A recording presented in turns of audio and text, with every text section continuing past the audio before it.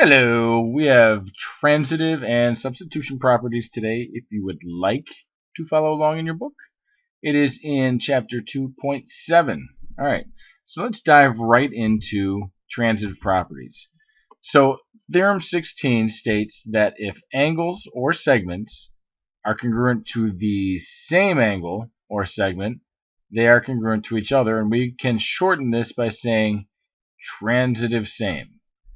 Theorem 17 states that if angles or segments are congruent to congruent angles or segments, then they are congruent to each other, which is transitive different. So just a quick example of what this would look like. So let's go with angles. So let's say we have angle A and we have angle B and we have angle C. All right, and I tell you that, okay, so this would be like a given. Angle A is congruent to angle B, and you're also given that angle C is congruent to angle B. And I wanted you to prove that angle A is congruent to angle C. You would do so using the transitive property, and we would say transitive same. Make sense? So we're basically saying because A is congruent to B and C is congruent to B, then A is congruent to C. Make sense? So now if we were saying that, for example, we have angle A, we have angle B, we have angle C, and angle D, and this works for segments and angles, and we are again given angle A is congruent to angle B, and angle C is congruent to angle D, alright, and angle B is congruent to angle C, and we needed to prove, I can't seem to write that, prove that angle A was congruent to angle D. We would do so by transitive different.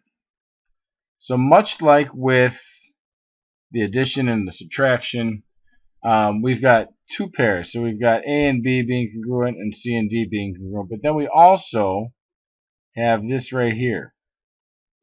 Angle B is congruent to angle C. So sorry it's a little sloppy, but you get the general idea, and I have another example of it shortly here of how you would use it in a proof. Now the substitution property says in algebra, basically, and this is, you don't have to write this down, just in algebra you solve for a variable such as x and then substitute the value that you found for that variable. So like if you had to find, if you know that A is congruent to B, then find the measure of angle A, you would set them equal to each other, you would solve for x and plug it in and say, okay, A is 24, because that works when I plug it in over here too. If I plugged it in, we'd be all good. Or I should say 14, I mean. Alright, so substitution property, this is the important part right here. So the substitution property can also be applied when no variables are involved. For example, if angle 1 is complementary to angle 2, and angle 2 is angle 3, congruent to angle 3, then angle 1 is complementary to angle 3 by substitution. Okay, so the big difference here for how you know which one's which is going to be this. Substitution is when there are mixed relationships involved, not the transitive property. Transitive is when there's the same relationship. So for example, if you're given A is congruent to B and B is supplementary to C, and you need to prove that A is supplementary to C, notice we have congruence and we have supplementary.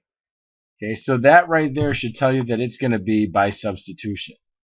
Alright, now with transitive, notice how all of these have matching relationships. It's all talking about congruence. So A is congruent to B, B is congruent to C. So A must be congruent to C, and that would be by transitive. And if it's a little confusing, don't worry about it. We are going to get some practice with it, in fact, right now.